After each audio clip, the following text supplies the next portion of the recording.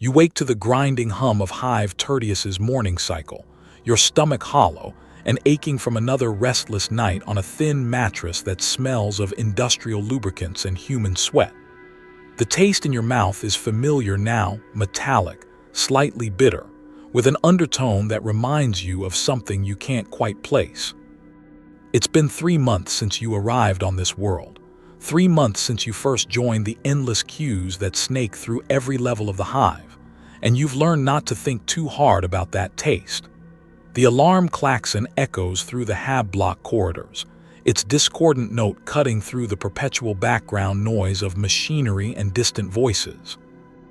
You pull on your work coveralls, the same gray fabric that billions of Imperial citizens don each day across a million worlds, and make your way toward the Ration distribution center. Your footsteps join the rhythmic shuffle of thousands of others, a human tide flowing through passages carved from the very bones of the planet itself. The queue stretches ahead of you like a prayer line to some mechanical god. Workers, clerks, menials, even the occasional minor official, all united in this daily pilgrimage to sustenance. You notice, as you have every morning for 3 months, how quiet the line is. Not silent, there's the occasional cough, a muttered complaint about the wait, the soft whisper of cloth against cloth as the crowd shifts forward. But there's something missing, something that should be there but isn't. No one talks about the food. You remember with the sharp clarity that homesickness brings, the breakfast conversations from your childhood on Terra's agricultural levels. Your mother discussing the flavor of real eggs, your father debating the merits of different grain preparations, neighbors sharing recipes passed down through generations. Here, in this line that feeds millions, no one mentions taste. No one speculates about today's batch. No one complains about the flavor or wishes for variety. They just wait. The woman ahead of you shifts her weight from foot to foot, and you catch a glimpse of her identification tattoo, a series of numbers and letters that mark her as a loader-class worker from sub-level 93. She's been here longer than you, judging by the way she holds herself, the practiced patience in her posture. Her eyes have that distant quality you've begun to recognize in the long-term residents, a particular kind of emptiness that seems to deepen with each passing day. First time. She had asked you months ago when you were still new enough to fidget in line. On Tertius, yes, you had replied. But I've worked other worlds. The rations are usually different, she had finished for you, her voice flat. Yes, they're always different. Now, as you stand behind her again, you find yourself studying the back of her neck, where a small surgical scar catches the artificial light. It's a common sight here, these tiny marks that speak of medical procedures, neural adjustments, the 1,000 small modifications that help citizens adapt to life in the deep Hive. You touch your own neck unconsciously, feeling for any changes you might not have noticed. The line moves forward with mechanical precision. 20 steps, pause. 20 steps, pause. The distribution center looms ahead, its entrance flanked by the familiar golden aquila and inscriptions in high Gothic that promise nourishment for the faithful. Above the archway, servoskulls drift in lazy circles, their red optical lenses scanning the crowd with patient electronic eyes. You've learned to time your breathing to match the line's rhythm. Inhale for 20 steps, hold during the pause, exhale as you move forward again. It's a meditation of sorts, a way to keep your mind from wandering to uncomfortable places. Like the question that surfaces more frequently now, despite your efforts to suppress it.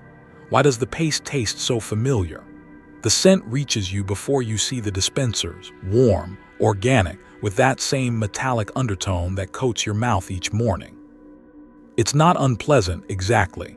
In fact, there's something almost comforting about it, something that triggers a response deeper than hunger. Your stomach contracts with anticipation, and you feel a slight increase in salivation that seems almost inappropriate for something as mundane as processed nutrition paste. Next. The servitor's voice is flat, mechanical, devoid of any human inflection. Its augmetic eyes don't meet yours as you step forward and present your ration chip. The device in its chest whirs and clicks, processing your daily allowance, calculating your caloric needs based on your work assignment.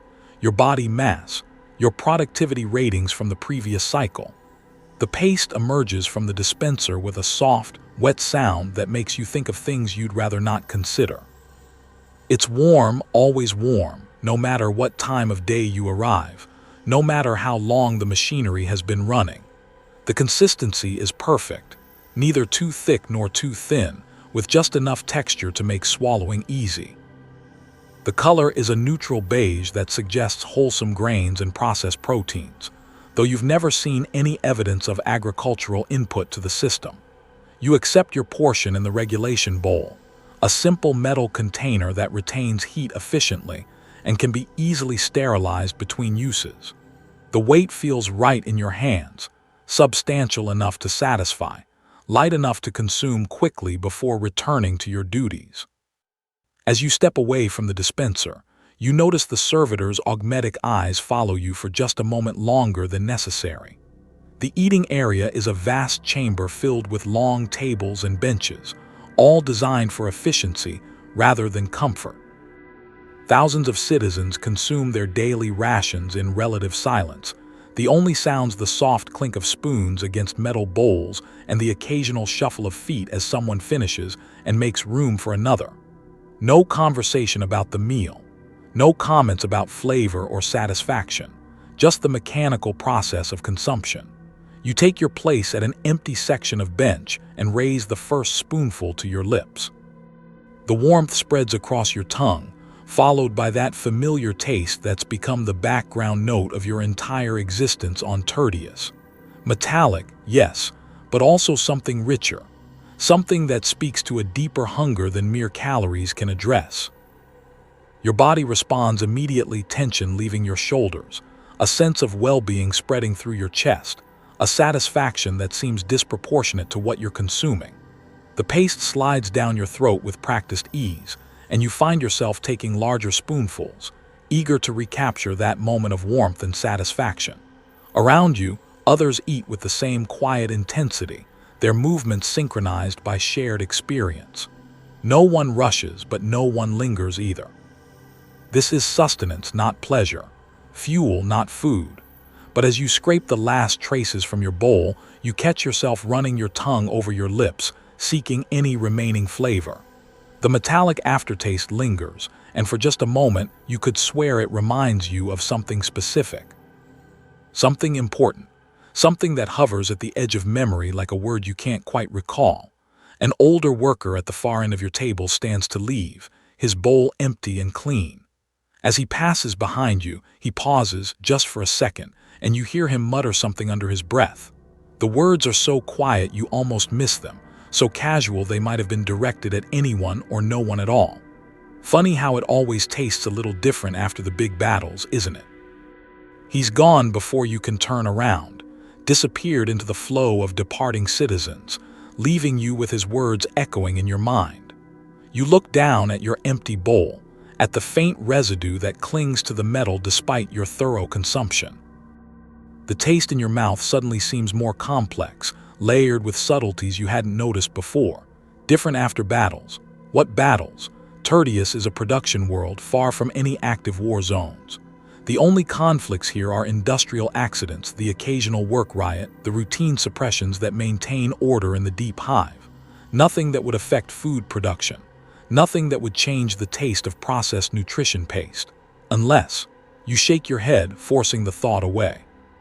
Speculation leads to questions, and questions lead to attention from authorities you'd rather avoid.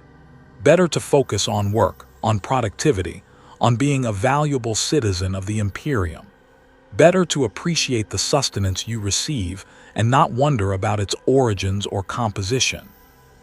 But as you stand to leave, depositing your bowl in the cleaning receptacle with the practiced motion of routine, you find yourself looking more closely at the other faces around you.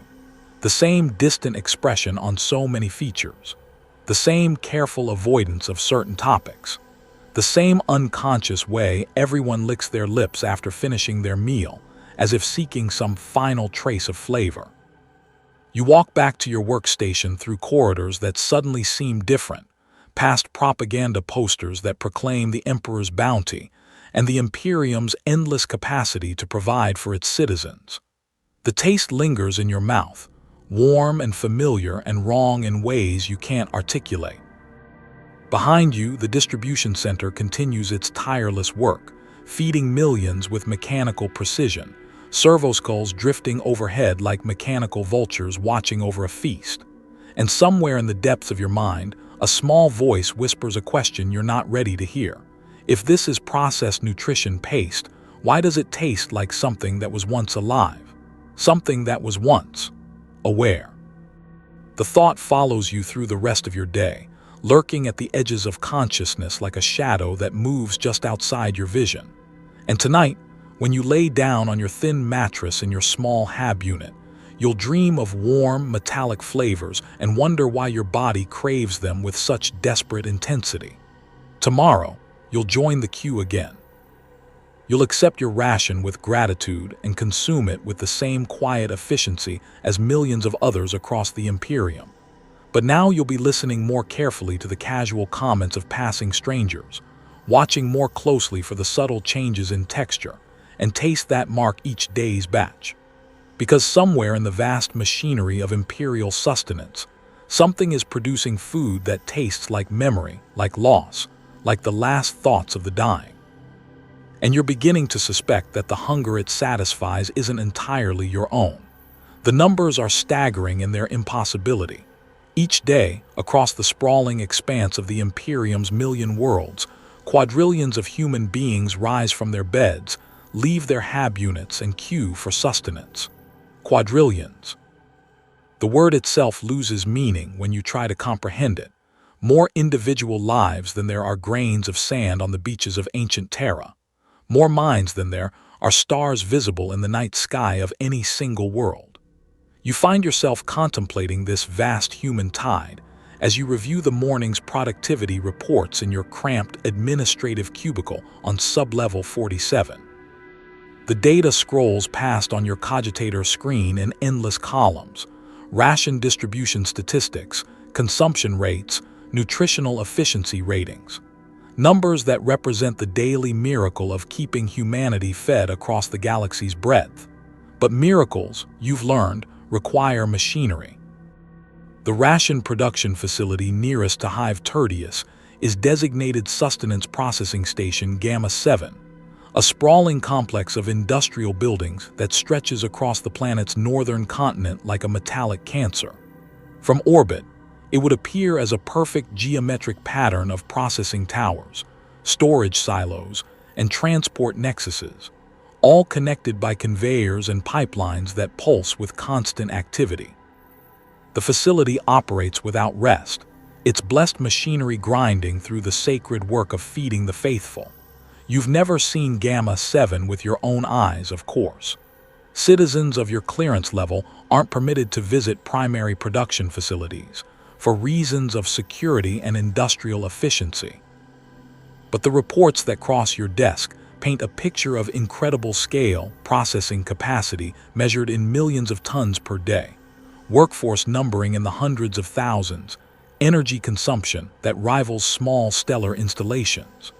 The architecture of sustenance production follows patterns established in the dark age of technology, refined over millennia of imperial experience. Each facility is a self-contained ecosystem of blessed machines and devoted human servants, designed to transform raw materials into the standardized nutrition paste that sustains human civilization. The process is sacred work, blessed by the Mechanicus and sanctified by Imperial doctrine. Yet for all their scale and importance, these facilities operate in remarkable secrecy. The transport manifests that accompany each shipment of raw materials are exercises in deliberate vagueness. Organic substrate, grade A, sterile processed, origin, classified by order of the administratum. Tonnage figures, purity ratings, biochemical analysis reports, all the technical details needed for proper handling and processing, but never any indication of what exactly is being processed. You've learned not to ask questions about the gaps in documentation. The administratum operates on principles of compartmentalized knowledge, with each functionary receiving exactly the information needed to perform their duties and no more.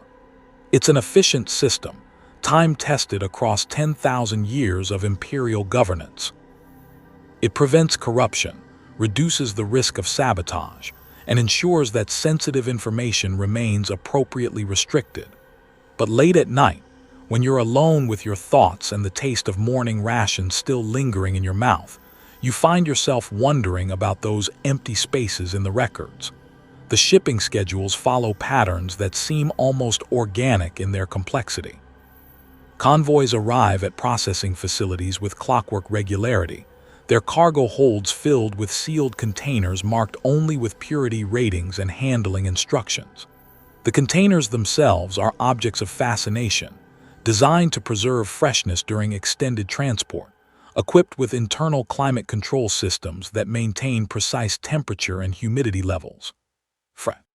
The word appears repeatedly in the technical specifications, always modified by terms like optimal cellular integrity and minimal degradation factors. Whatever is being shipped to the processing facilities, it requires the kind of careful handling typically reserved for the most delicate organic compounds. Living tissue, perhaps, biological matter that must remain viable throughout the supply chain. The workforce rotation schedules are another curious element. Unlike other imperial industries, where experienced workers are valued for their accumulated knowledge and skill, the sustenance processing facilities maintain a policy of regular personnel turnover. Workers are assigned to processing duties for limited periods, never more than 6 months, before being rotated to other positions or transferred to different worlds entirely. Official documentation cites mental health considerations and exposure protocols as justification for these policies. The work of feeding the Imperium is sacred, but it's also demanding. The constant exposure to industrial processes, the stress of maintaining production quotas, the responsibility of ensuring nutritional quality, all of these factors can take a toll on the human psyche. Regular rotation ensures that workers remain fresh, alert, and dedicated to their duties. But you've noticed something else in the personnel files: the medical reports that accompany each rotation request.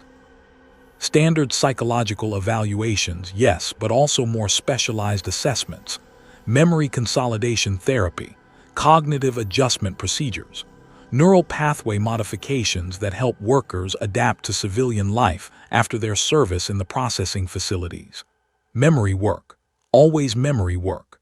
The production quotas themselves tell a story if you know how to read the patterns. Base production levels remain remarkably consistent across different facilities and time periods, the kind of mathematical regularity that suggests careful planning and abundant raw materials. But then there are the spikes, sharp increases in output that correspond to events.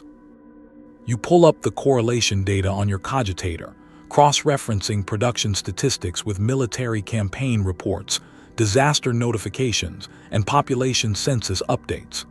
The patterns are subtle but unmistakable.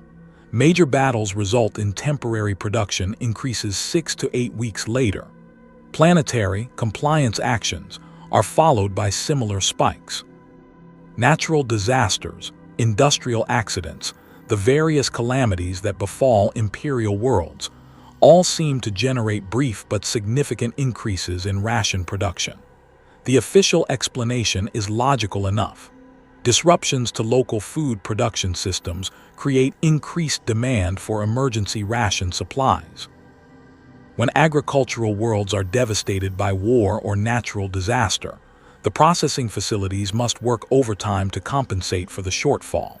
It's a testament to imperial efficiency that the system can respond so quickly to changing circumstances. But the timing troubles you. The delay between triggering events and production increases suggests a more complex supply chain than simple emergency manufacturing.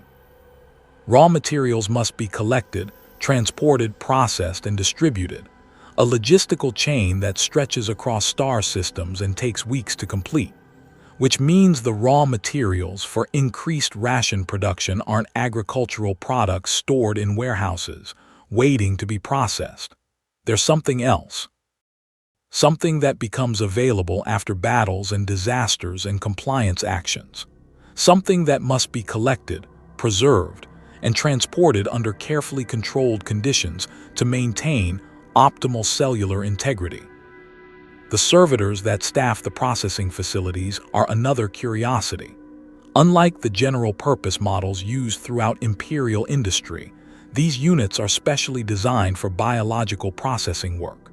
Their augmetics include enhanced chemical sensors, precision manipulation tools, and specialized storage compartments.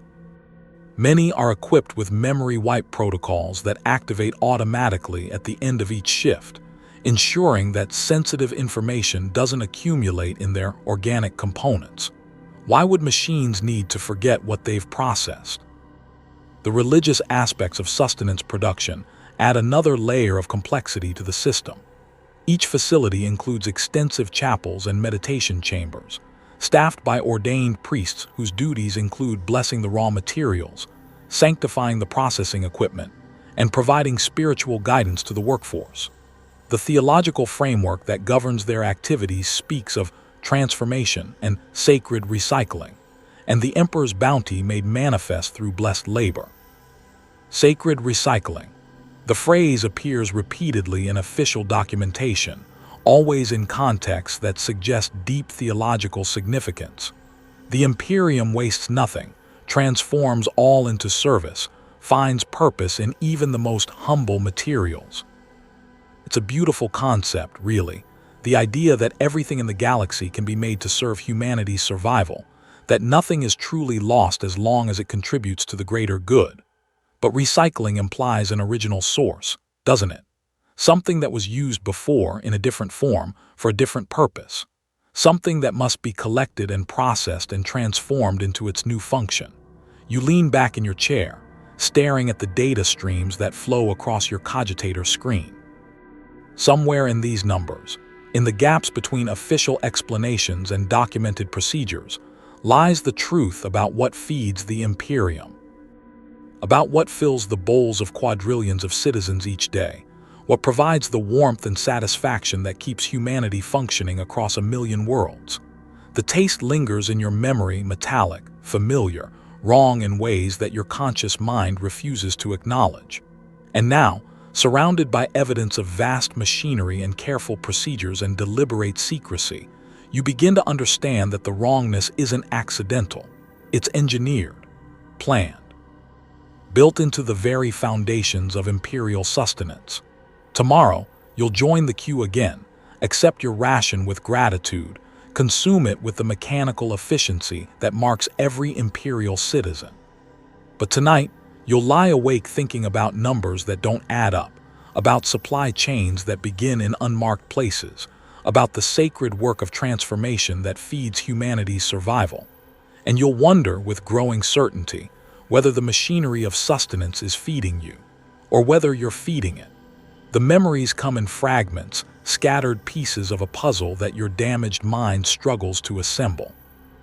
You remember Servitor designation TX-7741, assigned to Sanitation Corps Gamma, tasked with post-incident cleanup operations. You remember the weight of the collection tools in your augmetic hands, the efficiency protocols that governed your movements, the blessed simplicity of following directives without question or doubt. But something went wrong during the last neural flush procedure. A cascade failure in your memory inhibitors, perhaps, or a simple malfunction in the emotional suppression circuits. Now, as consciousness leaks back into portions of your brain that were meant to remain dormant, you begin to understand the true nature of your work. You are a harvester, and today's harvest was particularly abundant. The battlefield stretches before you like a vast canvas painted in shades of red and brown. What was once the proud Planetary Defense Force stronghold of Firebase Meridian is now a scattered collection of broken walls and twisted metal, its defenders reduced to organic debris scattered across several square kilometers. The cleanup operation began 3 days ago, as soon as the last gunshot echoed across the shattered landscape. Your team moves with mechanical precision through the carnage, servoskulls hovering overhead to map the most efficient collection routes. Each member carries specialized equipment designed for rapid biological processing: tissue samplers, cellular integrity scanners, portable preservation units that maintain optimal storage conditions during transport. The work is sacred, blessed by the Mechanicus and sanctified by Imperial doctrine.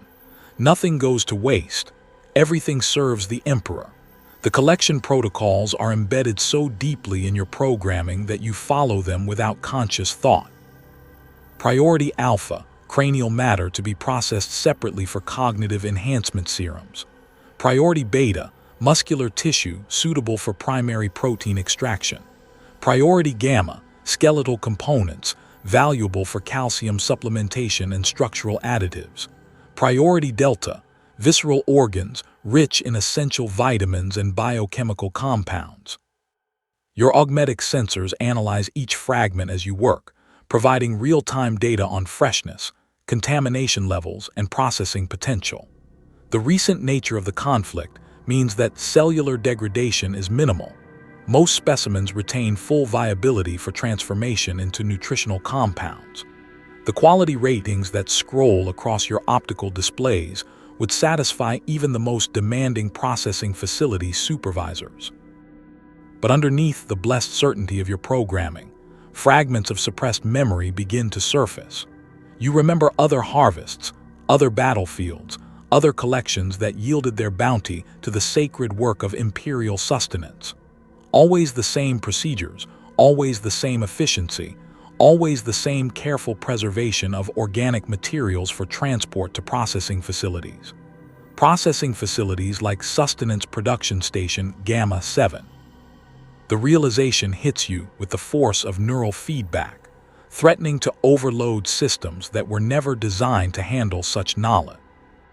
The tissue samples in your collection unit, the carefully preserved organic matter that you've been gathering with such mechanical devotion. It's all destined for the same transformation chambers that produce the daily rations consumed by quadrillions of Imperial citizens. You are harvesting the dead to feed the living. Your fellow servitors continue their work without pause, their memory inhibitors functioning properly, their emotional suppression circuits maintaining blessed ignorance. They move through the battlefield like efficient angels of collection, gathering the scattered remnants of human life and transforming them into neat, categorized samples ready for industrial processing. Their movements are poetry in motion, the sacred dance of Imperial logistics made manifest. A servoskull drifts past your position, its optical array scanning the debris field for missed opportunities. Its voxcaster crackles with satisfied electronic notes as it identifies a particularly promising cluster of organic matter near what was once the command bunker. The coordinates appear on your tactical display, highlighting priority samples that require immediate collection. You make your way toward the designated area, your augmetic legs carrying you across terrain that squelches wetly under your weight. The command bunker took a direct hit from orbital bombardment, its reinforced walls no match for the Emperor's righteous fury. The personnel who were inside at the time of impact have been redistributed across the immediate vicinity. Your tissue scanner indicates exceptional quality ratings for most of the available samples. The sudden nature of their demise meant minimal stress hormone contamination, optimal cellular integrity preservation, and excellent biochemical composition for nutritional extraction. The processing facilities will be pleased with this particular shipment. As you begin collection procedures, another fragment of suppressed memory surfaces. You remember a different battlefield months ago, where your team processed the remains of an entire Hive sector that had fallen to heretical uprising. Millions of casualties, all carefully collected, categorized, and shipped to sustenance facilities across the sector. The production reports from that operation showed record output levels for several months afterward. The correlation is undeniable now, burning through your damaged neural inhibitors like acid through flesh. Every major battle, Every compliance action, every disaster that claims human lives becomes raw material for the vast machinery of Imperial sustenance. The careful logistics that ensure rapid deployment of collection teams, the specialized equipment designed for biological processing, the preservation systems that maintain optimal quality during transport. It's all part of an integrated system that transforms death into sustenance. Your optical sensors focus on a particular specimen, the remains of what was once a young soldier, probably fresh from the Scola progenium judging by the quality of his equipment. The tissue analysis indicates superior nutritional potential, with protein structures ideal for paste production and mineral content suitable for dietary supplementation. His identity tags read, Marcus Valdris, age 19, homeworld, Cadia. Marcus Valdris will become part of tomorrow's rations. The thought should horrify you, but your emotional suppression circuits are only partially damaged. Instead, you feel a strange sense of completion. The circle of Imperial life made manifest. The young soldier's sacrifice in service to the Imperium transformed into sustenance for millions of other citizens, his death given meaning through the sacred processes of transformation and distribution. Nothing is wasted. Everything serves. The Emperor's bounty flows through all things, even in the darkest depths of human necessity. Around you, the harvest continues with blessed efficiency. Hundreds of servitors working in perfect coordination, reducing the chaos of battle into neat categories of useful materials. The organic matter that once walked and talked and dreamed now flows into collection units designed for maximum preservation and transport efficiency. Blood becomes protein supplements. Bone becomes calcium additives. Flesh becomes the paste that sustains human civilization across the galaxy. You pause in your collection work, a malfunction in your motivation circuits causing temporary hesitation. Through your damaged memory inhibitors, you recall consuming your own daily rations just this morning. The familiar taste, warm and metallic, and wrong in ways your conscious mind refused to acknowledge. The satisfaction that seemed disproportionate to simple nutrition, the craving that went deeper than mere hunger. Were you tasting Marcus Valdris? Were you consuming the dreams and hopes and fears of soldiers like him, processed and refined into palatable form? The thought creates feedback loops in your neural pathways, causing minor system errors that threaten to cascade into full shutdown. A supervising tech priest approaches your position, his own augmetics scanning your performance readouts for signs of malfunction.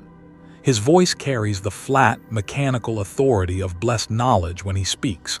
Servitor TX 7741, your efficiency ratings show deviation from optimal parameters.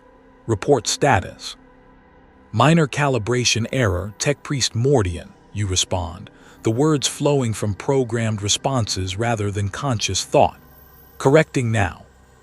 See that you do. The harvest must be completed before dawn. The transport vessels await their sacred cargo. He moves away, his attention already shifting to other aspects of the operation, and you return to your collection duties. But the questions continue burning through your damaged neural pathways, fragments of forbidden knowledge assembling into a complete and terrible picture. This isn't an emergency measure, born of desperate necessity in a galaxy at war. This is systematic, planned, integrated into the very foundations of Imperial logistics. The collection teams that deploy to every battlefield, the specialized equipment designed specifically for human tissue processing, the transport networks that carry organic matter to sustenance facilities with perfect efficiency. It's all evidence of a system that was designed from the beginning to feed humanity with humanity. Your optical sensors record the final collection statistics as the harvest nears completion. 73,000 individual specimens processed, categorized, and prepared for transport. Quality ratings exceeding standard requirements by 12%. Estimated nutritional yield sufficient to supply ration increases for 1,600 production cycles across 47 different facilities. enough processed human flesh to feed millions of Imperial citizens for months. The transport vessels descend from orbit as the last collection units are sealed and prepared for shipment. Massive cargo haulers designed for biological matter, equipped with preservation systems that will maintain optimal cellular integrity during the journey to processing facilities. The organic matter that was once the proud defenders of Firebase Meridian will be transformed into the paste that sustains life across dozens of worlds. As you watch the vessels load their sacred cargo, one final memory fragment surfaces from your damaged neural pathways. You remember the taste of your morning rations, and now you understand the source of that metallic flavor that coats your tongue after every meal. It's the taste of iron from human blood, processed and refined but never quite eliminated. The taste of sacrifice, transformed into sustenance. The taste of home. Your memory inhibitors finally reassert control, pushing the forbidden knowledge back into the locked chambers of your mind. By tomorrow, these realizations will be nothing more than fading echoes, fragments of malfunction that your repair protocols will eliminate entirely. You'll return to your blessed ignorance, your sacred efficiency, your role as a harvester in the vast machinery of Imperial sustenance. But tonight, as the transport vessels disappear into the void carrying their precious cargo, you understand the truth that lurks beneath every Imperial meal. The Imperium feeds its citizens with the processed remains of other citizens, transforms death into life, makes cannibalism into a sacrament of survival. And you are both harvester and harvest, predator and prey, sustainer and sustenance in the endless cycle that keeps humanity alive in the dark millennium. Tomorrow, you'll taste Marcus Valdris in your morning rations, and you'll be grateful for the Emperor's bounty. You are Tech Priest Augmentis Vihal 77, servant of the Omnissiah, keeper of sacred knowledge, and supervisor of bioprocessing Sanctum Delta 9 within Sustenance Production Station Gamma 7. For 37 years, you have overseen the blessed transformation of raw organic matter into the nutritional paste that sustains the Imperium's faithful. You have always believed this work to be holy, a manifestation of the Omnissiah's wisdom made manifest through sacred machinery. Today, that faith will be tested. The sanctum stretches before you like a cathedral of flesh and metal, its vaulted ceiling disappearing into shadows that dance with the light of blessed candles and the glow of machine spirits. Massive bioprocessors line the walls, their bronze and steel forms decorated with sacred cogs and ritual inscriptions in binary and high Gothic. Each machine is a work of art as much as industry, their baroque curves and ornate details speaking to the reverence with which the Mechanicus approaches the sacred work of transformation. Your servoskull Pax Mechanica drifts beside you, its augmetic sensors recording the morning's production statistics with mechanical devotion. Today's raw material shipment was particularly abundant. The remains of Firebase Meridian have yielded exceptional quality organic matter with minimal contamination. The efficiency ratings displayed on your optical interface show promise of exceeding monthly quotas by 14%. The first stage of processing begins with ritual purification. The organic matter is blessed with sacred oils, exposed to cleansing radiation, and subjected to prayer forms that invoke the Omnissiah's protection over the transformation to come. Your junior tech priests move through the procedures with practiced reverence, their voices joining in harmonic binary chant as they prepare the raw materials for processing. But as you observe the ritual purification, something troubles your enhanced perception. The organic matter displays characteristics that seem familiar. The cellular structure, the biochemical composition, the distinctive markers that identify the source species, all point to the same conclusion that your rational mind refuses to accept. This is human tissue. The realization strikes you with the force of system shock, threatening to overload cognitive pathways that have been carefully conditioned over decades of service.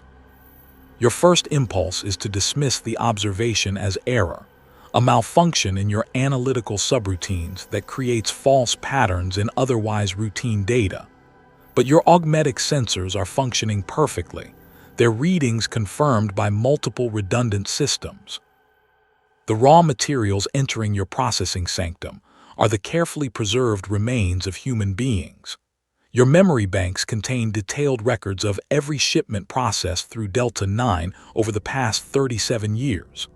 Hundreds of thousands of tons of organic matter, all bearing the same cellular markers, all displaying the same biochemical signatures. Every battle, every disaster, every compliance action that claimed human lives has contributed to the vast flow of raw materials that feeds the bioprocessors under your supervision. The bioprocessors themselves are marvels of sacred engineering. They're internal mechanisms designed for the precise breakdown of complex organic compounds into their component elements. Proteins are separated and purified, fats are refined and standardized, minerals are extracted and concentrated. The process strips away everything that made the raw materials distinctive, reducing flesh and bone and blood to standardized nutritional components. But the stripping away isn't just physical. Built into the very architecture of the bioprocessors are systems designed to eliminate what the technical manuals euphemistically term identity markers. Genetic sequences that might reveal the source of the organic matter are deliberately scrambled. Protein structures that retain cellular memory are broken down and reconstituted. Even the molecular arrangements that might trigger unconscious recognition are systematically altered. The machines don't just process human flesh. They hide it. Your enhanced cognitive processes begin analyzing the engineering specifications that govern your sanctum's operations. The bioprocessors incorporate technology that goes beyond simple food production. They're designed to eliminate every trace of the source material's origins, to transform human flesh into something that human minds will accept as nutrition without triggering revulsion or recognition. The flavor engineering systems are particularly sophisticated. Chemical compounds that might suggest the organic matter's origins are filtered out or masked with artificial additives. The metallic taste of iron from human blood is reduced to barely perceptible levels, just enough to trigger unconscious satisfaction without conscious recognition. Texture is standardized to eliminate any characteristics that might remind consumers of muscle fiber or organ tissue. But some elements cannot be completely eliminated. The warmth that characterizes fresh ration paste comes from biochemical processes that activate when the processed material comes in contact with human saliva. The satisfaction that consumers report after meals is triggered by neurochemical compounds that survive the processing, fragments of human brain tissue that continue to influence behavior even after transformation. You realize, with growing horror, that Imperial citizens aren't just consuming processed human flesh. They're consuming processed human consciousness, diluted and refined but never completely destroyed. Your servoskull chimes softly, drawing your attention to an anomaly in the current processing batch. One of the bioprocessors has detected unusual resistance in the organic matter, cellular structures that require additional breakdown cycles to achieve proper consistency. You approach the machine, your augmetic sensors analyzing the readings displayed on its sacred interface. The resistant material shows signs of augmetic integration, cybernetic implants that were removed from the organic matter before processing, but left their mark on the surrounding tissue. The cellular pattern suggests someone who spent decades in service to the Mechanicus, their flesh gradually adapted to interface with sacred technology. Someone like you. The thought creates cascade failures in your logic engines, forcing emergency stabilization protocols to prevent complete cognitive shutdown. But even as your rational mind struggles to process the implications, your enhanced memory recalls similar anomalies from previous processing cycles. Organic matter bearing the distinctive markers of different Imperial institutions. The genetic modifications characteristic of Astra Militarum veterans. the cellular changes associated with extended void exposure among naval personnel, the distinctive biochemical signatures of Adeptus administratum scribes. Every level of Imperial society contributes to the raw materials that flow through your sanctum. Every death in service to the Imperium becomes sustenance for those who survive. The circle is complete, perfect in its efficiency, absolute in its necessity. Your junior tech priests continue their sacred work, their own memory inhibitors and conditioning protocols protecting them from the knowledge that threatens to overwhelm your enhanced consciousness. They see only the blessed transformation of raw materials into nutritional paste, the sacred alchemy that turns waste into sustenance. Their faith remains pure, uncorrupted by the terrible truth that burns through your cognitive pathways. But you understand now why the position of Sanctum Supervisor rotates so frequently, why tech priests assigned to bioprocessing duties are subject to regular memory adjustment procedures, why the sacred knowledge of the transformation process is compartmentalized into fragments that no single mind is meant to comprehend in its entirety.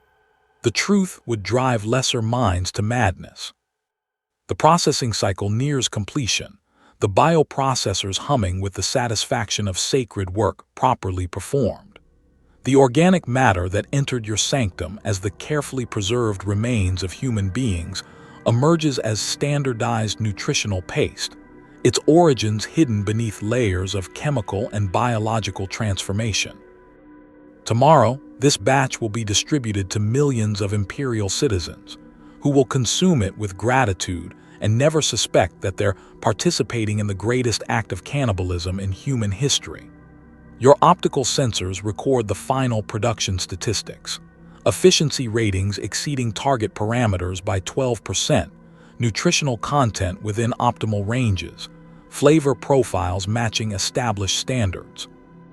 By every measurable metric, this processing cycle represents a complete success, a perfect example of the Omnissiah's wisdom made manifest through sacred machinery.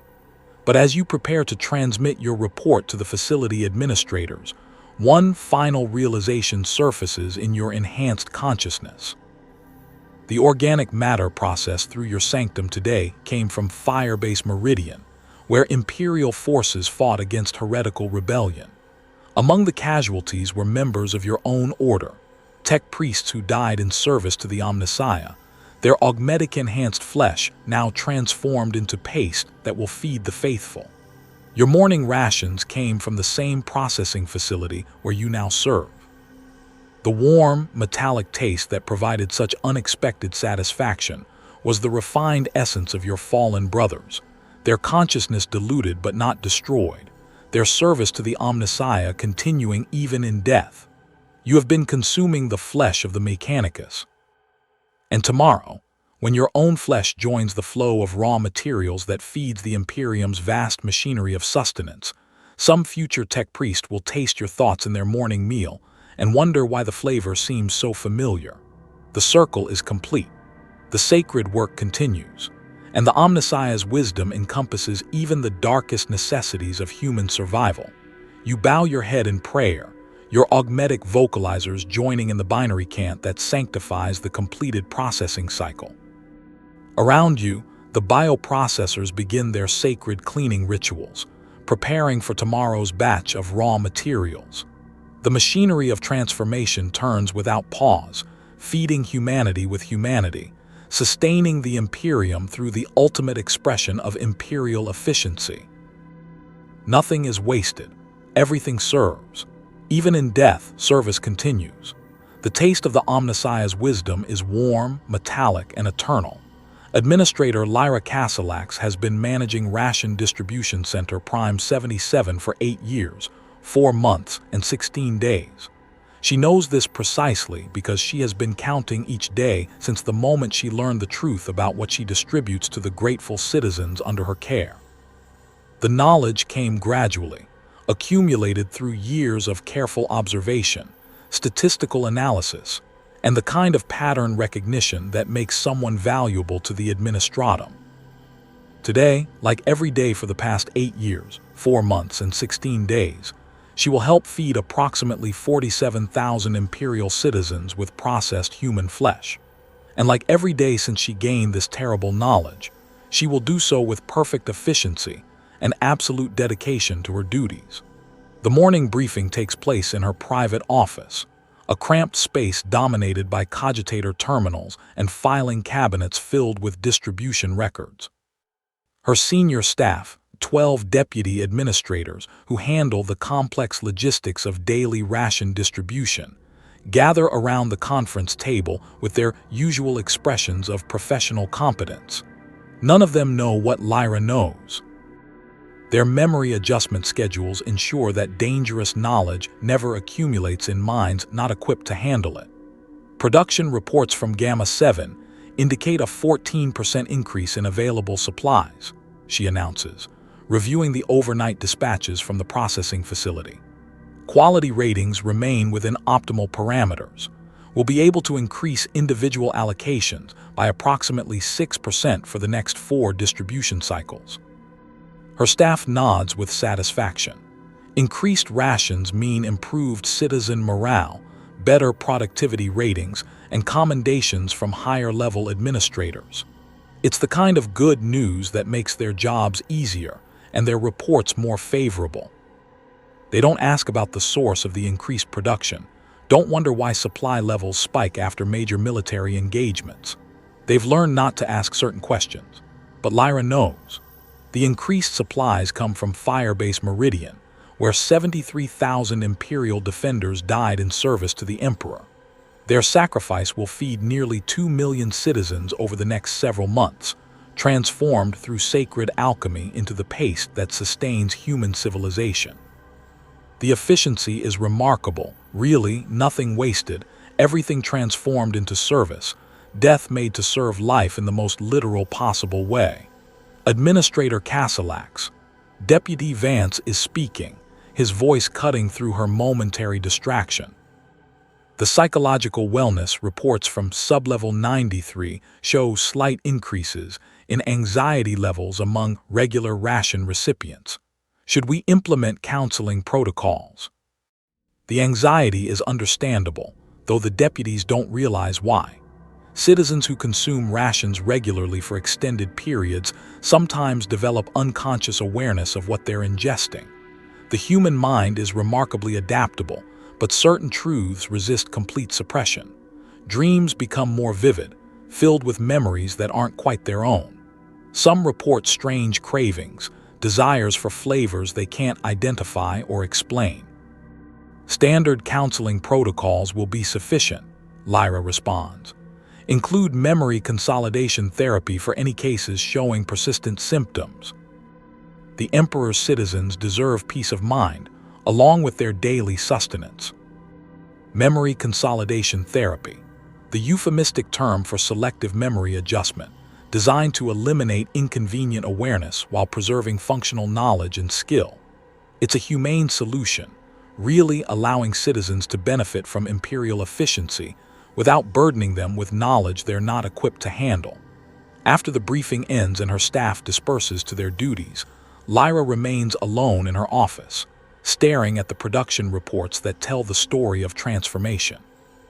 She remembers her first day in this position, the pride she felt at being chosen to help feed the Emperor's faithful.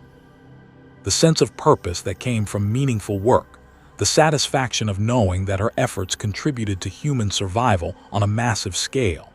She remembers the gradual accumulation of discrepancies that didn't quite fit official explanations. The correlation between military actions and production increases. The specialized equipment required for biological matter processing. The memory adjustment schedules that affected everyone who worked closely with the distribution system. She remembers the night she finally understood what the correlations meant, what the processing facilities actually processed, what she had been distributing to grateful citizens for years without realizing the true nature of her work. The moment when accumulated evidence crystallized into undeniable truth, shattering her understanding of Imperial sustenance and her role within it. She remembers crying for 3 hours in this same office, surrounded by reports that documented the systematic transformation of human death into human sustenance. The overwhelming horror of realization, followed by the gradual understanding that there was no alternative, no other way to feed quadrillions of citizens across a galaxy at war. That was 8 years, 4 months, and 17 days ago. The intercom chimes softly, indicating an incoming communication from the morning shift supervisors. The daily distribution has begun, with citizens already forming the familiar queues that stretch through every level of the Hive. 47,000 people who will receive their rations with gratitude, consuming processed human flesh without knowledge or awareness, sustained by the sacrifice of others who died in service to the Imperium. Administrator Castellax, the voice is calm, professional, carrying the practiced efficiency of someone who has managed this system for decades. Morning distribution proceeding within normal parameters. Citizens report high satisfaction levels with recent quality improvements. High satisfaction levels. The neurochemical compounds that survive processing ensure that consumption of human flesh triggers responses deeper than mere nutrition. The subtle remnants of human consciousness, diluted and refined but never completely eliminated, create a sense of fulfillment that goes beyond simple sustenance.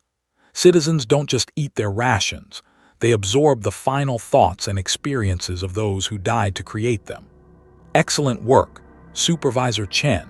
Maintain current distribution rates and monitor for any unusual responses among the recipient population. Unusual responses. Citizens who develop cravings they can't explain, who dream of memories that aren't their own, who begin to suspect that their daily sustenance carries a terrible secret. The monitoring systems are sophisticated, designed to identify potential problems before they develop into security risks or psychological breakdown. Lyra has access to the monitoring reports, files that document the psychological effects of extended ration consumption on the human mind. The studies show remarkable adaptation. Most citizens adjust completely to their diet without conscious awareness of its true nature.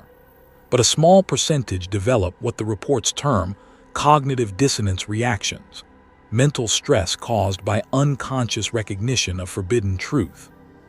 Those citizens receive memory adjustment therapy, selective editing of their awareness to eliminate dangerous knowledge while preserving their ability to function within Imperial society.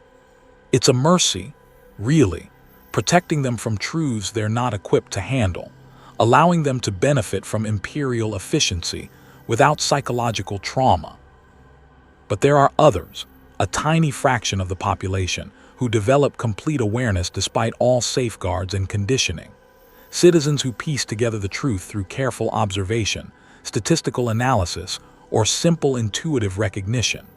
Citizens like herself, who discover what they're consuming and must choose between truth and survival. Most choose survival. The choice is remarkably easy once you understand the full scope of Imperial necessity. The alternative to the current system isn't some mythical return to agricultural abundance. It's the starvation of quadrillions of citizens, the collapse of human civilization, the extinction of the species in a galaxy that offers no mercy to the weak or unprepared. The processing facilities transform death into life with perfect efficiency, ensuring that every human death serves human survival. Without this system, the vast populations of Hive worlds would consume their agricultural output within days, leaving nothing for the countless billions who depend on imported sustenance. The mathematics are undeniable. Humanity survives by consuming humanity, or humanity dies. Lyra opens her desk drawer and removes her personal ration container, the same standardized nutrition paste that she distributes to citizens throughout the Hive. The familiar warmth spreads across her tongue as she takes the first spoonful, followed by the metallic undertone that she now recognizes as the refined essence of human blood.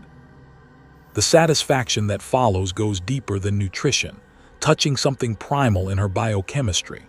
She wonders, not for the first time, whose sacrifice she's consuming today.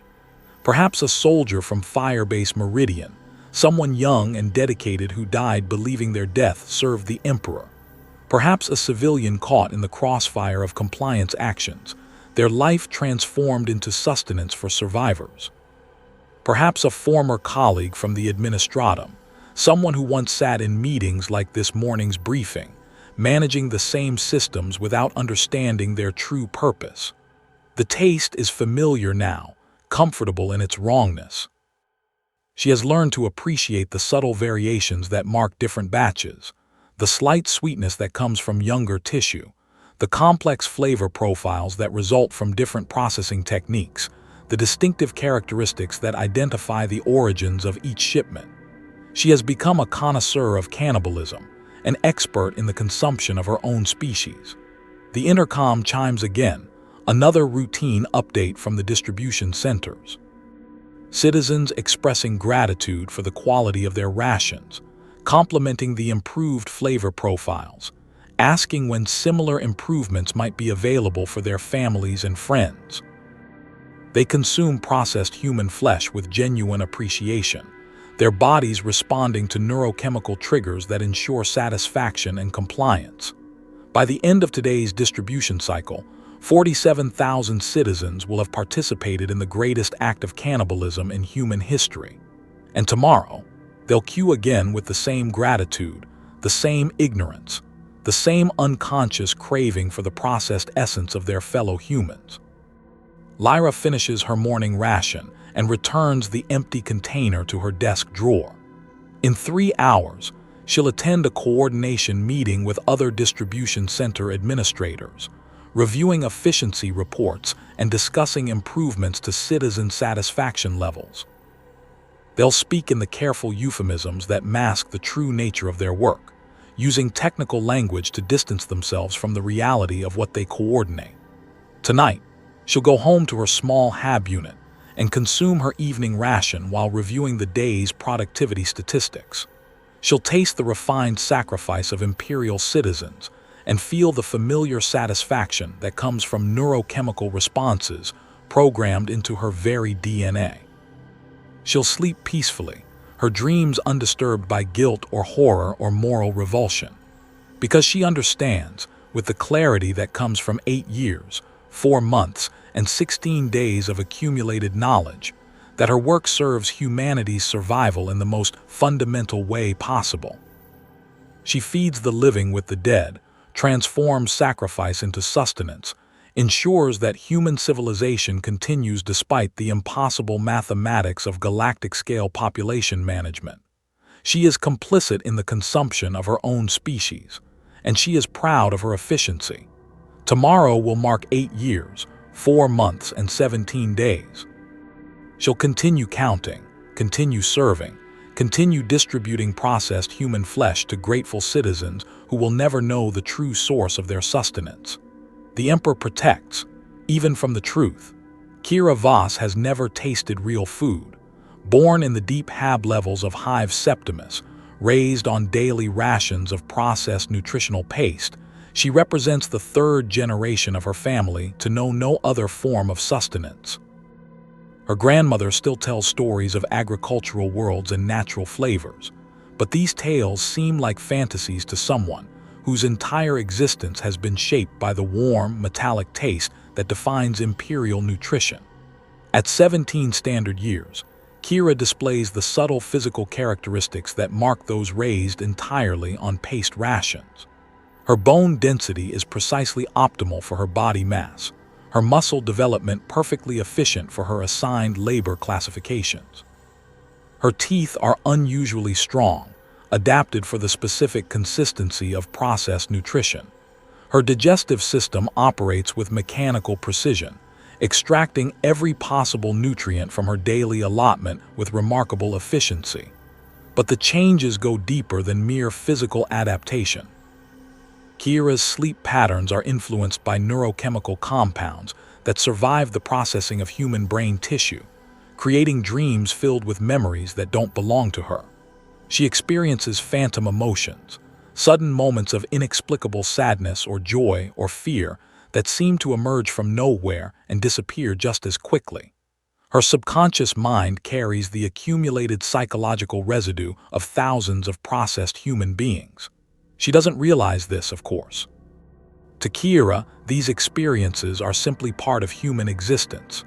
The strange dreams, the phantom emotions, the occasional flash of memory that belongs to someone else. All of this seems perfectly normal to someone who has never known any other way of being. Her work assignment in the Hive's textile manufacturing sector brings her into contact with citizens from different backgrounds, including some who remember life before the paced rations became standard. She finds their stories fascinating but impossible to truly comprehend. The idea of food that grows from soil, that carries the flavors of sunshine and rain and natural development, seems as alien to her as life on distant worlds. "My grandfather used to grow tomatoes," her supervisor, Marcus Chen, tells her during their meal break. He's old enough to remember agricultural worlds, his memories preserved despite decades of paced consumption. Red as blood, sweet as honey, bursting with juice when you bit into them. Real tomatoes, grown in real soil under a real sun. Kira nods politely, but the description means nothing to her. She cannot imagine sweetness that doesn't come from artificial additives, cannot comprehend flavors that develop naturally rather than being engineered in processing facilities. Her taste preferences have been shaped entirely by the standardized profiles that characterize Imperial nutrition paste, the metallic undertone that triggers satisfaction, the warm texture that ensures easy consumption, the subtle chemical markers that promote psychological compliance. Her evening ration comes from the same distribution center that has served her family for 3 generations. The taste is perfectly familiar, as comforting as a mother's embrace, triggering neurochemical responses that flood her system with contentment and well-being. She consumes her portion with the same grateful efficiency that marks every citizen of the Imperium, her body responding to biochemical triggers that ensure satisfaction and compliance. But Kira's body is different from citizens who transition to paced rations as adults. Her digestive system has adapted completely to processed human tissue, developing specialized enzymes that extract every possible nutrient from the carefully refined organic matter. Her brain chemistry has been shaped by decades of exposure to the neurochemical compounds that survive processing, creating psychological patterns that would seem alien to humans raised on natural food. She experiences what scientists in the processing facilities call cellular memory integration, unconscious absorption of experiences from the processed tissue she consumes. The dreams that fill her sleep carry fragments of other lives, other experiences, other deaths that became part of her sustenance. A young soldier's final moments during the siege of Cadia, a tech priest's last thoughts as augmetic systems failed, a mother's love for children who will never grow up. These phantom memories create a rich inner life that Kira doesn't recognize as abnormal. She dreams of places she's never seen, experiences emotions connected to events she never lived, remembers faces that belong to people she never met. To her, this is simply how human consciousness works, a vast, interconnected web of shared experience that flows through the communal act of consumption. Her relationship patterns show the influence of neurochemical conditioning that goes back 3 generations. She forms attachments quickly and intensely, driven by biochemical responses that were originally designed to ensure pair bonding and reproductive success in the processed subjects. Her emotional responses are heightened, more immediate and powerful than those of citizens raised on natural food. But she also displays the psychological adaptations that allow her to function within Imperial society despite consuming processed human consciousness. Her empathy responses are carefully modulated, preventing the kind of overwhelming emotional connection that would make her aware of what she's ingesting. Her pattern recognition abilities are subtly limited, making it unlikely that she'll notice the correlations between military actions and ration quality improvements. The conditioning runs deeper than individual psychology. Kira's entire peer group, All citizens raised on paced rations from birth share certain behavioral characteristics that mark them as products of the processing system. They're more compliant than previous generations, more accepting of authority, more willing to sacrifice individual desires for collective benefit. Their social bonds are stronger but more abstract, creating loyalty to the Imperium as a whole rather than to specific individuals or local communities. They are, in essence, the perfect Imperial citizens, shaped by decades of consuming processed human consciousness into beings that embody the values and priorities of the system that created them. During her off-duty hours, Kira participates in the social activities that define life in the Deep Hive. She attends mandatory cultural programs, where citizens gather to consume their evening rations while listening to approved entertainment and educational content. The communal feeding reinforces social bonds and ensures that any unusual psychological responses can be quickly identified and addressed. The entertainment programming includes stories about agricultural worlds and natural food production, but these are presented as historical curiosities rather than viable alternatives to current systems. Citizens like Kira learn to appreciate the efficiency and reliability of processed nutrition, understanding that their standardized diet represents the pinnacle of Imperial food science and logistics. She particularly enjoys the historical documentaries that explain how the Imperium developed its sophisticated food distribution systems in response to the challenges of feeding quadrillions of citizens across 1 million worlds. The programs present the processing facilities as marvels of engineering and logistics, temples to human ingenuity and dedication to survival. What the documentaries don't mention is that the processing facilities transform human death into human sustenance, that the warm paste she consumes with such satisfaction contains the refined essence of her fellow citizens, that her dreams carry the final thoughts of people who died to feed her. But even if someone told her the truth, Kira might not be capable of processing it. 3 generations of neurochemical conditioning have shaped her psychology in ways that make certain kinds of awareness difficult or impossible. Her mind has been molded by the consumption of processed human consciousness into something that can accept the necessities of Imperial survival without psychological trauma. She represents the future of humanity in the 41st millennium, beings shaped by systematic cannibalism into perfect instruments of Imperial efficiency. Her children will be even more adapted, their psychology even more refined, their ability to consume processed human flesh even more complete and unconscious. The evolution is remarkable in its scope and precision. Each generation becomes more perfectly adapted to the realities of Imperial existence, more capable of finding satisfaction and meaning within systems that would horrify their ancestors. The processing facilities don't just transform human flesh into nutrition. They transform human consciousness into something that can accept its own consumption without resistance or awareness. Kira finishes her evening ration and prepares for sleep, her mind already anticipating the dreams that will fill her rest. Tonight she might experience the final moments of a naval officer dying in void combat, or the last thoughts of a planetary governor facing execution for corruption, or the peaceful end of an elderly citizen whose natural death contributed to the processing facility's continuous operation. These experiences will seem perfectly normal to her, just another aspect of human consciousness that she shares with her fellow citizens through the communal act of consumption. She will wake refreshed and satisfied, her body nourished by processed human tissue, her mind enriched by absorbed human experience, her spirit strengthened by participation in the vast communal feast that sustains Imperial civilization. Tomorrow, she'll consume another ration of processed human flesh, absorbing more phantom memories, integrating more foreign experiences into her psychological landscape.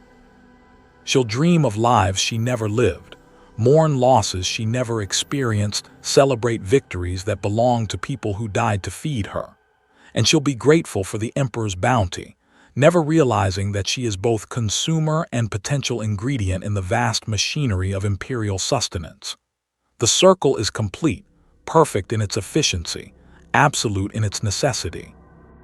Kira Voss is the future of humanity, and humanity's future tastes like warm, metallic sacrifice, processed and refined, but never quite clean of its origins. The taste of home, in a universe where home is built from the bones of the dead. Inquisitor Mordian Hex has served the Emperor's will for over 2 centuries, his life extended through juvenat treatments and augmetic enhancements that allow him to continue his sacred work long past normal human limitations. He has witnessed horrors that would shatter lesser minds, confronted truths that exist beyond the edge of human comprehension, and made decisions that condemn millions to save billions. His authority is absolute, his dedication unquestionable, his loyalty to the Imperium beyond doubt. Today, that loyalty will be tested in ways he never imagined possible. The cogitator terminal in his private sanctum displays data that represents 30 years of careful investigation, accumulated evidence that began as routine monitoring of food distribution systems and evolved into the most classified inquiry in his long career. The information scrolling past his augmetic optics carries clearance codes that exist at levels most Inquisitors never achieve, knowledge reserved for those whose dedication to the Imperium supersedes every other consideration. What he has discovered will redefine his understanding of human civilization itself. The investigation began with statistical anomalies in ration production reports, correlations between military actions and processing facility output that seemed too precise to be coincidental. Standard analysis suggested emergency protocols that increased production to compensate for agricultural disruption during wartime, but deeper examination revealed patterns that pointed to a more systematic relationship between human death and nutritional supply. Lord Inquisitor Vex had assigned him to trace these patterns to their source, to determine whether enemy action or Xeno's influence was corrupting Imperial food systems. The investigation was meant to be routine, a verification of supply chain security that would eliminate potential vulnerabilities in critical infrastructure. Instead, it revealed the greatest secret in human history.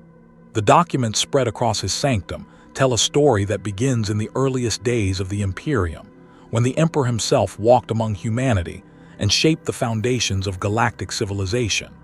Technical specifications for the first processing facilities, blessed by the Omnissiah and sanctified by Imperial decree. Logistical frameworks that integrated battlefield cleanup operations with nutritional production systems. Religious doctrines that transformed the consumption of human flesh into a sacrament of Imperial unity. It was never an emergency measure. It was always the plan.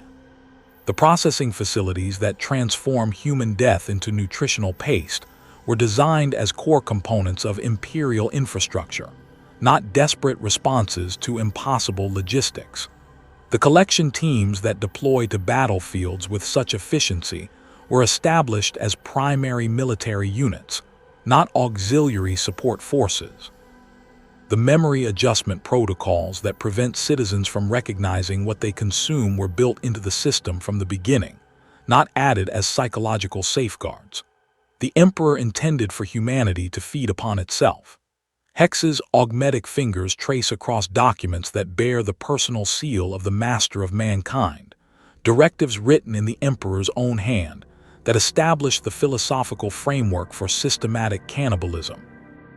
The language is careful, sophisticated, wrapped in theological concepts that transform horrific necessity into sacred duty.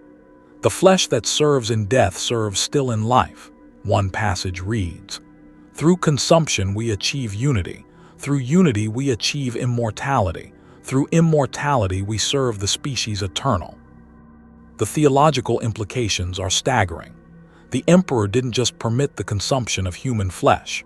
He sanctified it, made it into a religious practice that binds every Imperial citizen to every other through the most intimate possible connection. Every meal becomes a communion with the dead. every ration a participation in the collective sacrifice that sustains human civilization. But the documents reveal something even more disturbing. The systematic nature of the practice mirrors the Emperor's own consumption of human souls. For 10,000 years, the Emperor has sustained his existence on the Golden Throne through the daily sacrifice of 1,000 psychers, their life force consumed to maintain his consciousness and power. The practice that keeps the Emperor alive, the consumption of human essence to sustain greater purpose, has been systematically implemented throughout Imperial society. The parallel is unmistakable and intentional. Just as the Emperor consumes souls to protect humanity from the perils of the warp, ordinary citizens consume processed flesh to sustain the species against the impossible mathematics of galactic population management. Both practices transform individual death into collective survival, personal sacrifice into species-wide benefit. The Emperor made cannibalism into a sacrament, and then made that sacrament the foundation of human civilization. Hex scrolls through production statistics that span millennia, tracking the evolution of processing technology and distribution systems across the Imperium's expansion. Every human world incorporated into Imperial space receives processing facilities within a generation of compliance. Every major population center is supported by collection and refinement operations that ensure sustainable nutrition for billions of citizens. The scale is beyond comprehension. Quadrillions of human beings participating in systematic cannibalism without conscious awareness, sustained by the processed remains of their fellow citizens, united through consumption into a single vast organism that spans the galaxy. And at the center of it all, the Emperor himself, consuming human souls with the same mechanical efficiency that his citizens consume processed human flesh. The pattern that governs Imperial civilization from the highest throne to the lowest hab block, the sacred consumption that transforms death into life and individual sacrifice into collective immortality. The investigation has revealed more than just food distribution systems. It has uncovered the true nature of Imperial civilization itself, a vast organism that sustains itself through internal consumption, that transforms its own death into its own life, that achieves immortality through the systematic processing of its component parts. The Imperium doesn't just practice cannibalism. The Imperium is cannibalism, elevated to the level of religious practice and governmental policy, systematized across 1,000,000 worlds and sanctified by the highest possible authority. Hex reaches for his personal Voxcaster, intending to transmit his findings to Lord Inquisitor Vex, then pauses as the full implications of his discovery crystallize in his enhanced consciousness. This knowledge cannot be shared, cannot be transmitted through normal channels, cannot be processed through standard inquisitorial protocols, because everyone who might receive his report has been shaped by the system he's investigating. Every Inquisitor, every Lord Commander, every High Lord of Terra has been sustained by processed human flesh for their entire lives. Their psychology, their decision-making processes, their fundamental understanding of morality and necessity, all of it has been influenced by decades or centuries of consuming the refined essence of human consciousness, including himself. Hex looks down at his morning ration, half consumed and growing cold on his desk. The familiar taste suddenly takes on new significance, not just processed nutrition, but the refined essence of Imperial citizens who died in service to the throne. The warmth that spreads through his system isn't just satisfaction but the neurochemical legacy of human consciousness, the final thoughts and experiences of the process transformed into biochemical triggers that ensure compliance and contentment. He has been consuming human flesh for over 2 centuries. His enhanced psychology, his absolute loyalty to the Imperium, his willingness to make impossible decisions for the greater good, all of it has been shaped by systematic cannibalism that began before his birth and will continue long after his death. The investigation that revealed the truth about Imperial nutrition has revealed an even more disturbing truth about himself. He is not investigating a system of control, he is a product of that system. His thoughts, his values, his understanding of necessity and sacrifice, all of it has been molded by consuming processed human consciousness for his entire extended life. The Inquisition itself is a product of systematic cannibalism, its members shaped by consuming human flesh into beings capable of making decisions that serve imperial necessity over individual conscience. The psychological conditioning that allows Inquisitors to condemn worlds and exterminate populations isn't just training. It's the accumulated result of consuming processed human consciousness that creates minds capable of accepting such necessities. Hex stares at the documents spread across his sanctum, evidence of a system so vast and fundamental that it encompasses every aspect of Imperial existence.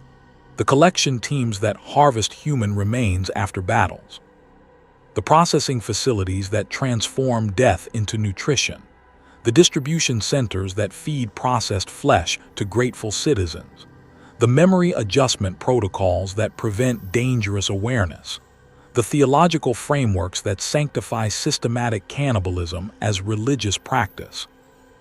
And at the center of it all, the Emperor himself, consuming human souls with the same mechanical efficiency, setting the pattern that his entire civilization follows. The sacred consumption that sustains the Imperium from its highest throne to its deepest hab blocks, the communion of cannibalism that unites humanity through the most intimate possible sharing.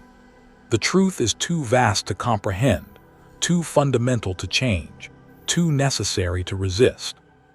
The Imperium feeds on itself because that is the only way it can survive the impossible mathematics of galactic civilization. Quadrillions of citizens sustained by the processed remains of their fellow humans, their deaths transformed into life, their sacrifice made literally into sustenance. Hex deletes his investigation files, erases the evidence of his inquiry, activates memory adjustment protocols that will eliminate dangerous knowledge from his enhanced consciousness. By tomorrow, he will remember only that he investigated potential vulnerabilities in food distribution systems and found them to be secure, efficient, and completely loyal to Imperial interests. The truth will remain buried in the deepest archives of the Inquisition, known only to those whose psychological conditioning allows them to process such knowledge without breakdown or resistance. The system will continue its sacred work, feeding humanity with humanity, transforming death into life through the blessed alchemy of Imperial necessity. Tonight, Hex will consume his evening ration with the same satisfaction he has known for over 2 centuries, his enhanced physiology responding to neurochemical triggers that ensure contentment and compliance.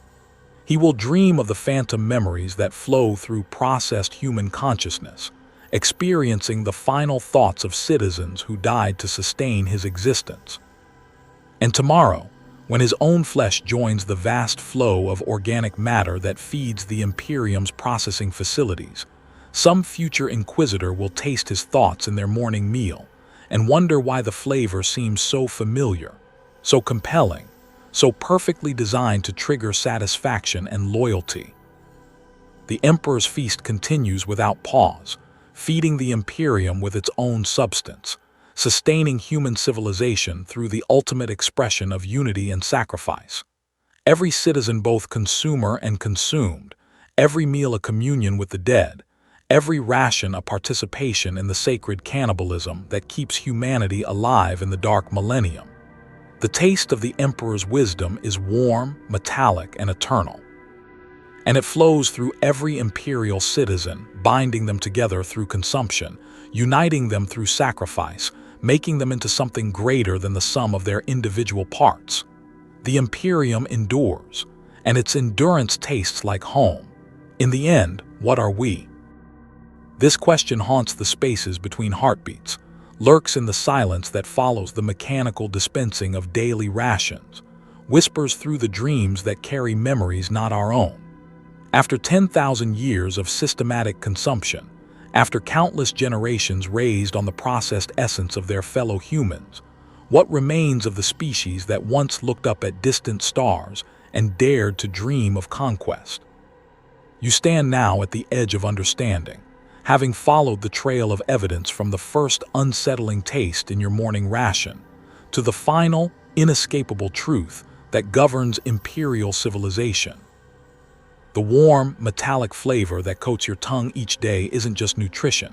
It's the refined essence of human consciousness, the last thoughts of the dying transformed into sustenance for the living. But knowledge brings its own terrible burden.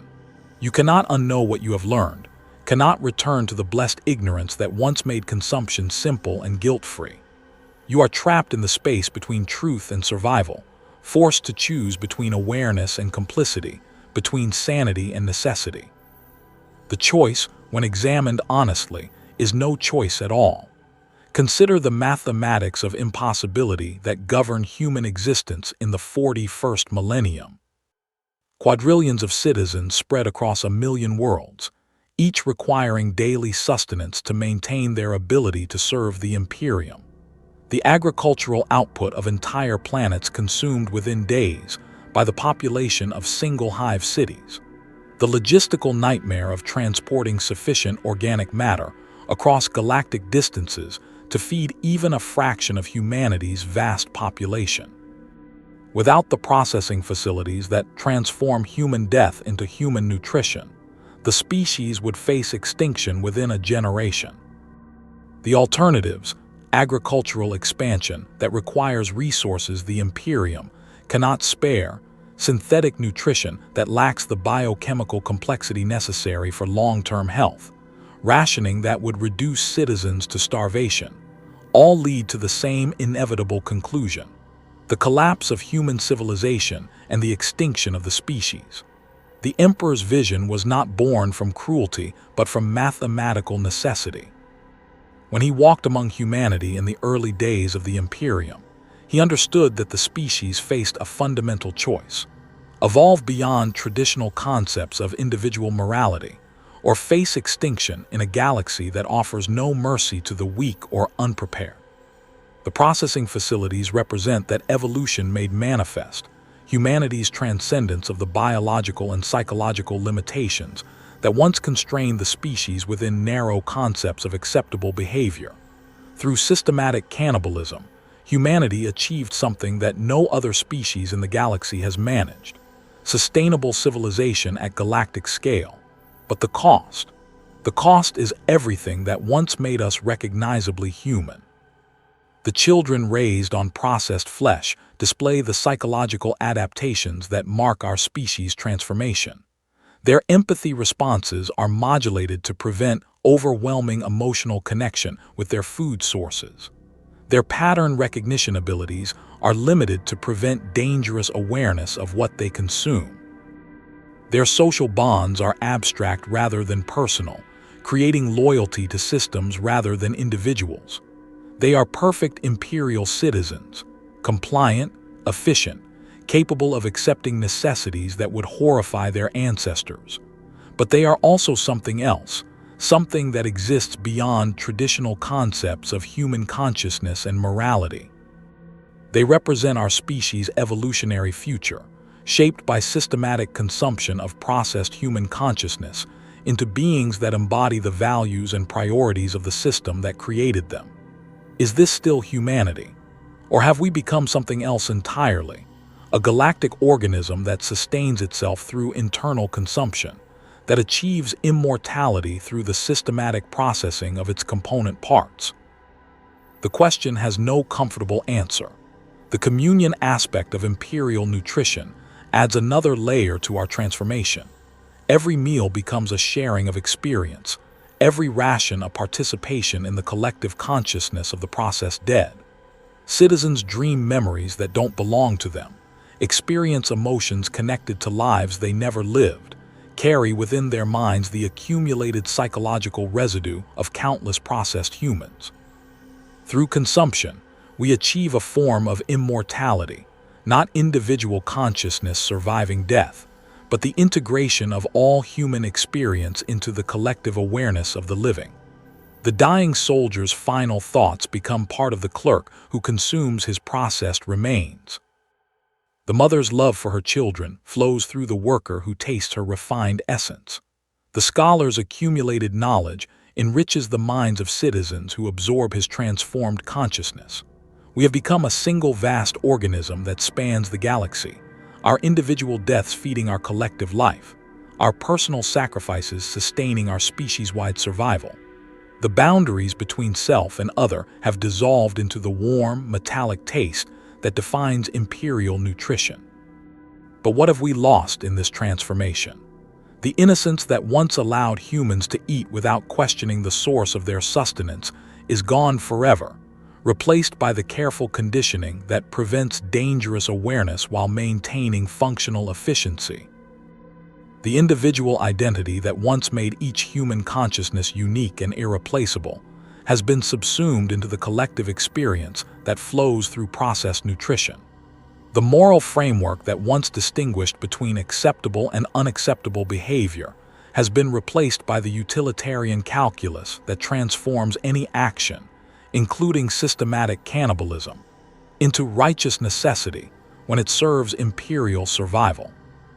We have traded our humanity for immortality, our individual souls for species-wide endurance. The question that remains is whether this trade represents evolution or extinction, whether we have transcended our original nature or simply destroyed it so completely that we no longer recognize what we've lost. The theological implications are equally disturbing. If consumption of human flesh has become a sacrament that binds all Imperial citizens together through shared participation, then every meal becomes a religious ritual that reinforces our commitment to the system that created us. We don't just eat to survive, we eat to maintain our spiritual connection to the collective organism that we have become. The Emperor's consumption of human souls on the Golden Throne serves as the template for this galaxy-spanning communion.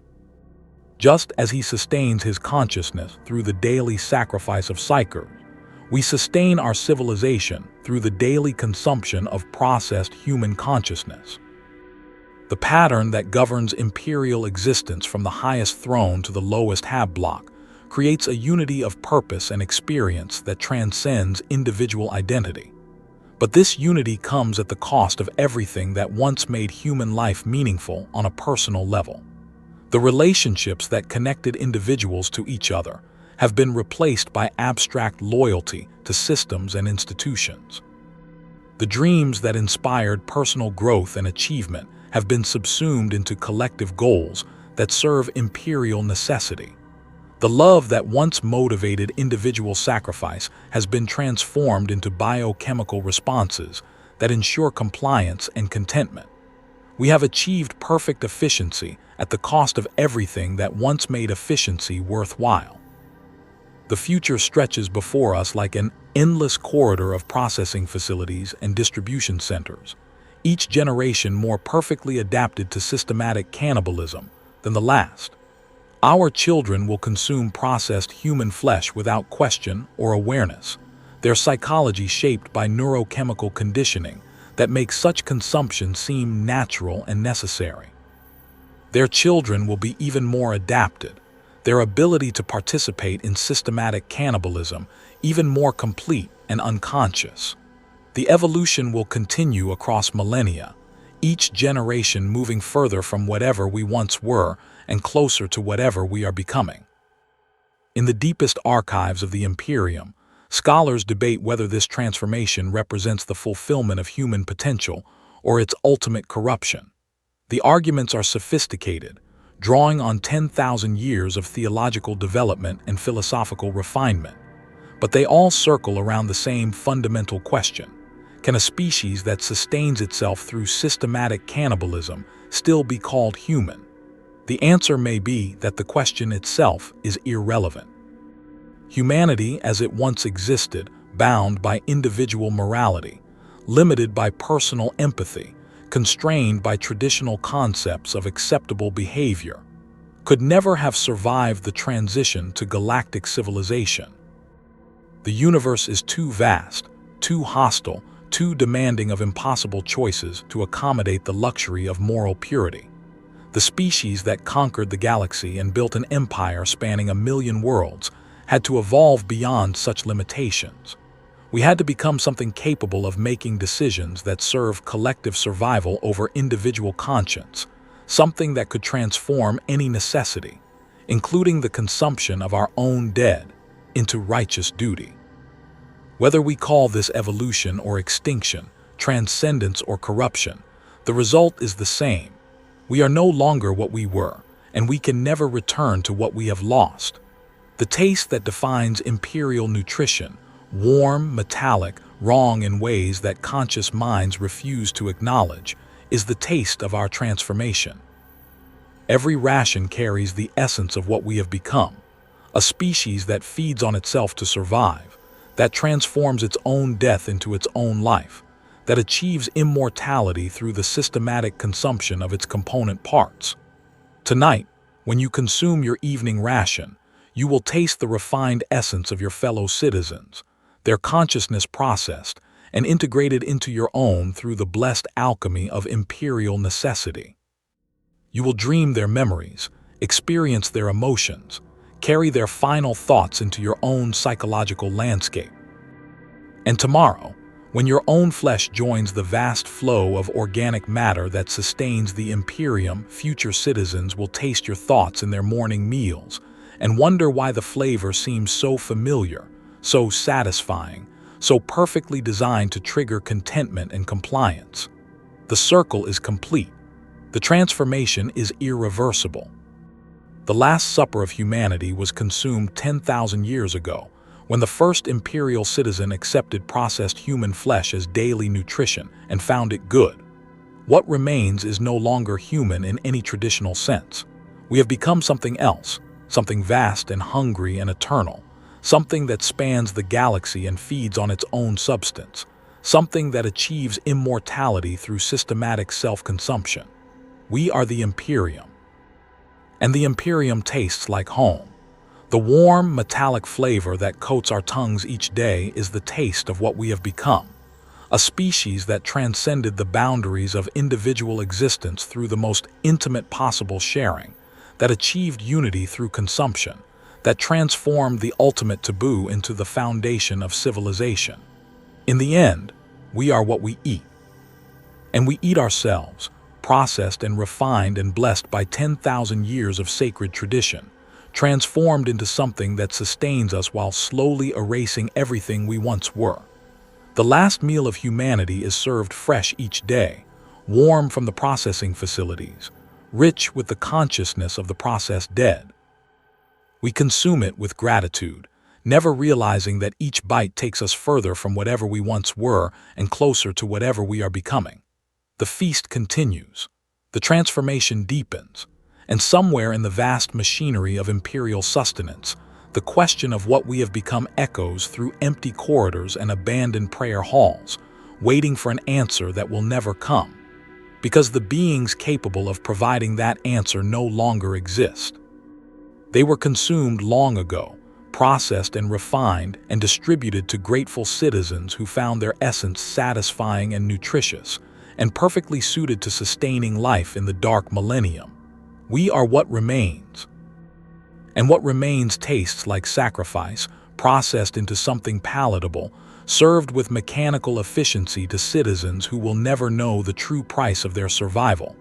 The Emperor protects, even from the knowledge of what protection costs, even from the truth of what we have become to ensure that protection continues. The taste lingers, always.